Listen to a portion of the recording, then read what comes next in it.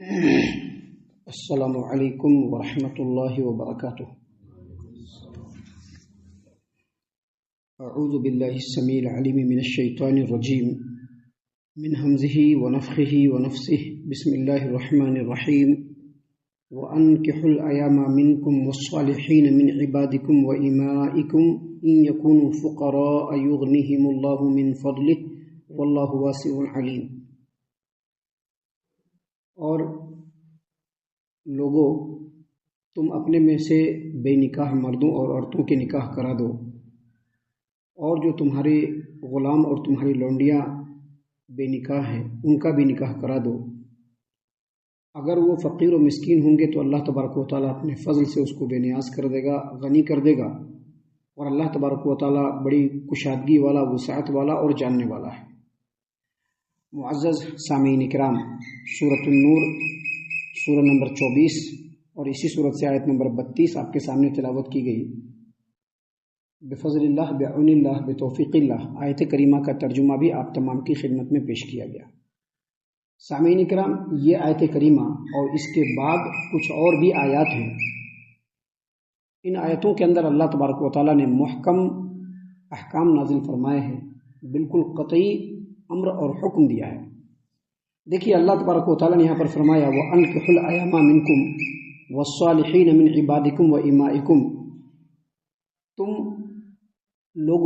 تم لوگ اپنے لوگوں میں سے جو بے نکاح مرد ہے یا عورت ہے ان کا نکاح کراؤ، اور جو تمہارے غلام اور تمہاری لونڈیاں ہیں جن کا بھی نکاح نہیں ہوا ہے، جو نیکوکار ہیں، ان کا بھی نکاح کراؤ۔ اس آیت کریمہ میں اللہ تبارک و تعالیٰ نے نکاح ایسے لوگوں کا جن کا نکاح نہیں ہوا ہے، ایسے لوگوں کے نکاح کرانے کا حکم دیا ہے۔ اور نبی کریم صلی اللہ علیہ وسلم نے بھی اپنی امت کے لوگوں کو نکاح کرنے کی ترغیب دی۔ امت کے نوجوانوں کو اللہ تبارک و تعالیٰ نے، اللہ کے رسول صلی اللہ علیہ وسلم نے خاص طور سے مخاطب فرمایا اور کہا کہ جو نوجوانوں کی جماعت ہے وہ نکاح کرے۔ دیکھیے، حدیث ہے صحیح البخاری کتاب النکاح حدیث نمبر 5066، اور صحیح مسلم کتاب النکاح باب استحباب النکاح حدیث نمبر 1400، یعنی 1400 نمبر کی صحیح مسلم کی روایت۔ سیدنا عبداللہ بن مسعود رضی اللہ عنہ اس حدیث کے راوی ہیں۔ وہ کہتے ہیں کہ نبی کریم صلی اللہ علیہ وسلم نے فرمایا، یا معشر الشباب، اے نوجوانوں کی جماعت، من استطاع منکم الباءۃ فلیتزوج، تم میں سے جن لوگوں کو نکاح کی طاقت ہے وہ نکاح کرے، تم میں سے جن لوگوں کو نکاح کی طاقت ہے وہ نکاح کرے۔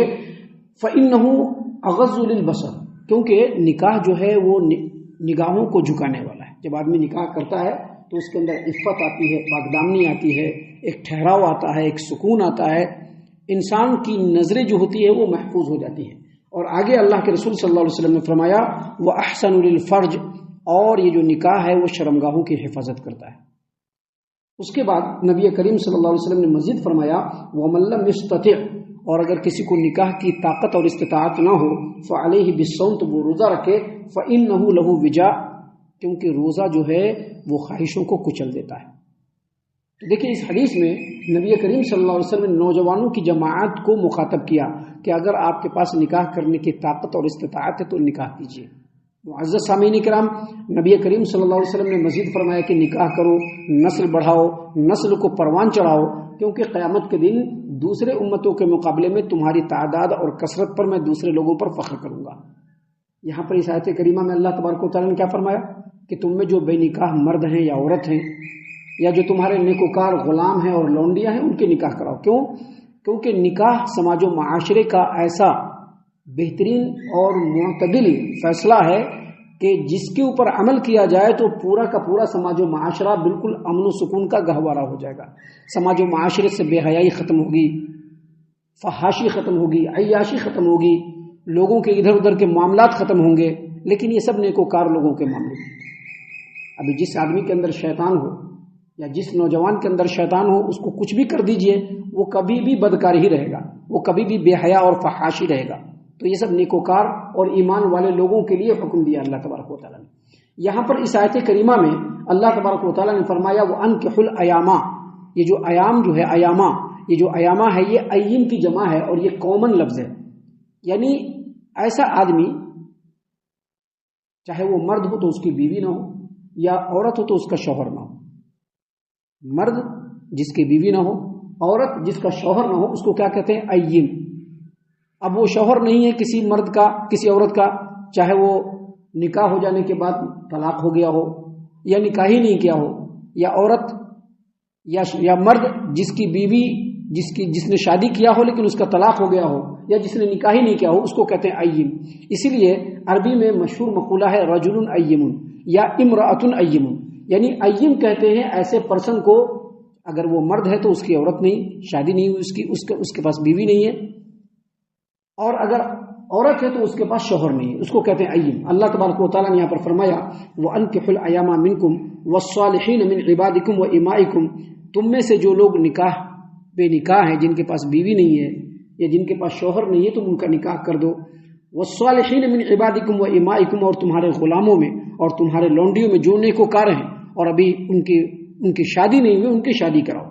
سامعین کرام، شادی کرانے کا جو حکم دیا گیا امت کے لوگوں کو، اس کی وجہ بیان کرتے ہوئے اللہ تبارک و تعالیٰ نے مزید فرمایا ان یکونوا فقراء یغنیہم اللہ من فضلہ. ہمارے سماج و معاشرے میں آپ نے دیکھا ہوگا جب شادی کرانے کی یا شادی کرنے کی بات آتی ہے تو ہر دو فریق، چاہے ماں باپ ہوں یا چاہے بیٹے ہوں، ان کے اولاد ہوں، وہ ہمیشہ سوچتے ہیں کہ نہیں پہلے سیٹلڈ ہو جائیں گے. یہ سب سماج و معاشرے کی ایک ایسا فیشن ہے جس کا شریعت سے کوئی تعلق نہیں ہے. شریعت کا تعلق یہ ہے کہ جب بچہ بالغ ہو تو اس کی شادی کر دی جائے، اور یہ ماں باپ کا حق ہے. ماں باپ کے اوپر جو اولاد کا حق ہوتا ہے اس میں سے ایک حق ہے کہ شادی کر دینا. کیونکہ شادی کر دینے کے بعد بہت سارے مسائل حل ہوتے ہیں. شادی کر دینے کے بعد اللہ تبارک و تعالیٰ آدمی کے اندر وسعت اور کشادگی عطا فرما دیتا ہے. شادی کر لینے کے بعد اللہ تبارک و تعالیٰ رزق کے اندر فراخی کر دیتا ہے، کیونکہ شادی کرنے کے بعد اگر مرد ہے تو اس کے ساتھ عورت جڑتی ہے، اور عورت ہے تو اس کے ساتھ مرد جڑتے ہیں. دونوں جڑتے ہیں تو اللہ تبارک و تعالیٰ دونوں کا رزق ایک ساتھ بیچتا ہے. اسی لیے اللہ تبارک و تعالیٰ نے فرمایا کہ ان یکونوا فقراء، اگر شادی کرنے والا فقیر ہو، مسکین ہو، محتاج ہو، قلاش ہو، تنگ دست ہو، تنگی ہو اس کے پاس، تو اللہ تبارک و تعالیٰ اپنے فضل سے اس کو غنی کر دے گا. کیا کر دے گا؟ غنی کر دے گا. اس آیت کریمہ کے اس ٹکڑے کی تفسیر میں حافظ ابو جعفر ابن جریر طبری رحمۃ اللہ علیہ نے تفسیر الطبری میں سیدنا علی بن ابی طلحہ سے اور انہوں نے سیدنا عبداللہ بن عباس رضی اللہ عنہما سے آیت کریمہ کی تفسیر میں روایت کیا کہ اللہ تعالیٰ در حقیقت اس آیت کریمہ میں سبھی کو نکاح کی بشارت دی ہے، ان کو خوشخبری دی ہے، ان کو حکم دیا، ان کو ترغیب دیا ہے کہ آپ لوگ نکاح کیجئے، آزاد ہو، غلام ہو، سبھی کو اللہ تبارک و تعالیٰ نے شادی کا حکم دیا ہے. اور یہ بھی بتلایا ہے کہ شادی کی وجہ سے اللہ تعالیٰ اس کو خوشحال کر دے گا. شادی کی وجہ سے اللہ اس کو کیا کرے گا؟ خوشحال کر دے گا. معزز سامعین کرام، اس آیت کریمہ کی تفسیر میں حافظ ابو جعفر ابن جریر طبری رحمۃ اللہ علیہ نے سیدنا عبداللہ بن مسعود رضی اللہ عنہ کی تفسیر کو بیان کیا. وہ کہتے ہیں کہ نکاح کرنے کے بعد خوشحالی تلاش کرو. جب نکاح ہو جائے تو خوشحالی تلاش کرو.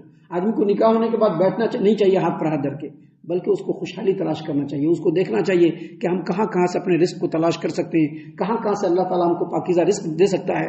جب خوشحالی تلاش کرے گا تو اس کو خوشحالی ملے گی. اس کے بعد سیدنا عبداللہ بن مسعود رضی اللہ عنہ نے یہی آیت کریمہ کا اس ٹکڑے کو پڑھا کہ اللہ نے فرمایا، دیکھو ان یکونوا فقراء یغنیہم اللہ من فضلہ، اگر وہ لوگ نکاح کرنے والے مفلس ہوں گے تو اللہ تعالیٰ اپنے فضل سے اس کو خوشحال کر دے گا. کیا کر دے گا؟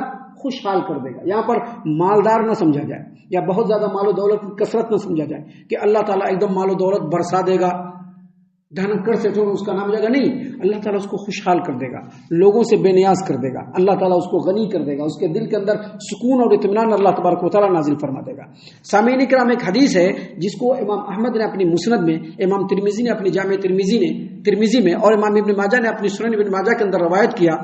روایت حافظ ابن کثیر رحمۃ اللہ علیہ نے تفسیر ابن کثیر کے اندر بھی اس روایت کو پیش کیا ہے کہ امام لیث نے امام محمد بن عجلان سے، اور انہوں نے امام سعید المقبوری رحمۃ اللہ علیہ سے، اور انہوں نے سیدنا ابو ہریرہ رضی اللہ عنہ سے روایت کیا کہ نبی کریم صلی اللہ علیہ وسلم نے فرمایا کہ 3 آدمیوں کا حق ہے کہ اللہ کے اوپر 3 آدمیوں کا اللہ کے اوپر حق ہے کہ اللہ تعالیٰ اس کی مدد فرمائے. اس میں سے پہلا آدمی وہ مکاتب غلام. مکاتب غلام کہتے ہیں ایسا غلام جو ایگریمنٹ کر لے کہ ہم آپ کو اتنا پیسہ دے دیں گے اور آپ مجھ کو آزاد کر دیجیے گا، مالک بھی اس کو مان لے، تو اس کو کہتے ہیں مکاتب غلام. تو اللہ کے رسول صلی اللہ علیہ وسلم نے فرمایا کہ 3 ایسے لوگ ہیں جن کی مدد فرمانا اللہ کے اوپر حق ہے، اور ایک وہ مکاتب غلام جو اپنی قیمت ادا کر کے آزادی چاہتا ہو. دوسرا وہ نکاح کرنے والا آدمی جو نکاح کر کے پاکیزگی، عفت و پاکدامنی تلاش کرنے کی کوشش میں ہو، حاصل کرنے کی کوشش میں ہو، اور تیسرا وہ آدمی جو اللہ کے راستے میں جہاد کرنے والا ہو۔ ان تین لوگوں کے اوپر مدد کرنا اللہ تبارک، ان تین لوگوں کی مدد کرنا اللہ تبارک و تعالیٰ کے اوپر حق ہے۔ سامعین کرام، اللہ تبارک و تعالیٰ نے یہاں پر فرمایا کہ وَأَنكِحُوا الْأَيَامَ مِنكُمْ وَالصَّالِحِينَ مِنْ عِبَادِكُمْ وَإِمَائِكُمْ، تم میں سے جو بے نکاح مرد و عورت ہیں ان کا نکاح کراؤ، اور تم میں تمہارے جو غلام ہیں یا لونڈیاں ہیں جو نیکوکار ہیں ان کا نکاح کراؤ۔ کیوں کہ اگر وہ فقیر ہوں گے، مسکین ہوں گے، محتاج ہوں گے، یغنیہم اللہ من فضلہ، تو اللہ تبارک و تعالیٰ اپنے فضل سے ان کو غنی کر دے گا۔ آپ نبی کریم صلی اللہ علیہ وسلم کی احادیث مبارکہ کا مطالعہ کریں گے، سیرت کا مطالعہ کریں گے، تو آپ دیکھیں گے کہ رسول اکرم صلی اللہ علیہ وسلم نے ایسے آدمی کی بھی شادی کرا دی جس کے پاس ایک چادر کے علاوہ کچھ نہیں تھا۔ ایسا آدمی جس کے پاس ایک چادر کے علاوہ کچھ بھی نہیں تھا، نبی کریم صلی اللہ علیہ وسلم نے اس کی بھی شادی کرائی۔ اللہ کے رسول صلی اللہ علیہ وسلم نے اس سے پوچھا کہ تمہارے پاس مہر دینے کے لیے کچھ ہے؟ کہا کہ کچھ نہیں۔ کہا کہ جاؤ دیکھو لوہے کی انگوٹھی بھی ہے تو لے کر کے آ جاؤ۔ وہ جا کر کے دیکھا تو لوہے کی انگوٹھی بھی نہیں تھا۔ تو نبی کریم صلی اللہ علیہ وسلم نے جتنا تم کو قرآن یاد ہے، تم کو اپنی بیوی کو قرآن یاد کرانا ہے، یہ مہر بنا کر کے نبی صلی اللہ علیہ وسلم نے اس کی شادی کرا دی۔ سامعین کرام، مفسرین نے لکھا ہے کہ اللہ تبارک و تعالیٰ کا یہی لطف و کرم ہے کہ اگر بندہ نکاح کرتا ہے، اگر وہ بے نکاح ہے اور نکاح کرتا ہے، تو اللہ تعالیٰ اتنا رزق اس کو ضرور دے گا جو وہ خوشحال ہو جائے اور اپنے شوہر و بیوی اور اپنے بچوں کی اچھے طریقے سے پرورش کر سکے۔ اسی لیے اللہ تبارک و تعالیٰ نے یہاں پر بیان فرمایا وَأَنكِحُوا الْأَيَامَ مِنكُمْ وَالصَّالِحِينَ مِنْ عِبَادِكُمْ وَإِمَائِكُمْ، لوگوں اپنے میں سے جو بے نکاح تمہارے مرد ہیں، عورت ہیں، ان کا نکاح کراؤ۔ وَالصَّالِحِينَ مِنْ عِبَادِكُمْ وَإِمَائِكُمْ، اور تمہارے جو لونڈی اور غلام نیکوکار ہیں ان کا بھی نکاح کراؤ۔ إِن يَكُونُوا فُقَرَاءَ يُغْنِهِمُ اللَّهُ مِنْ فَضْلِهِ، اگر وہ فقیر مسکین محتاج ہوں گے تو اللہ تعالیٰ اپنے فضل سے ان کو غنی کر دے گا۔ وَاللَّهُ وَاسِعٌ عَلِيمٌ، اور اللہ تبارک و تعالیٰ وسعت والا ہے، اور اللہ تبارک و تعالیٰ ہر چیز کو جاننے والا ہے کہ کس کو کیا چیز چاہیے۔ سامعین کرام، یہ آیت کریمہ ہے اور اس کی تفسیر ہے جو ہم نے اللہ کی توفیق سے آپ کے سامنے بیان کیا۔ اللہ تبارک و تعالیٰ سے دعا ہے کہ اللہ تعالیٰ ہم تمام کو ان تمام باتوں کے اوپر خوب غور و فکر اور تدبر کرنے کے ساتھ ساتھ ان باتوں پر عمل کرنے کی بھی توفیق عنایت فرمائے، آمین۔ اللہ تعالیٰ ہم تمام کو صحیح معنوں میں پکا سچا مومن مسلمان بنائے، اللہ اور اس کے رسول صلی اللہ علیہ وسلم کی اطاعت و فرما برداری کرنے والا بنائے، صحابہ کرام رضی اللہ عنہم کے طریقے پر چلنے والا بنائے، جنت الفردوس میں جگہ عطا فرمائے۔ اے اللہ ہم تمام کو جہنم سے پناہ دے، اے رب العالمین ہم تمام کو جہنم سے پناہ دے، اے مالک الملک ہم تمام کو جہنم سے پناہ دے، آمین یا رب العالمین۔ وما علینا الا البلاغ المبین۔ تبارك الذي نزل الفرقان على عبده ليكون للعالمين نذيرا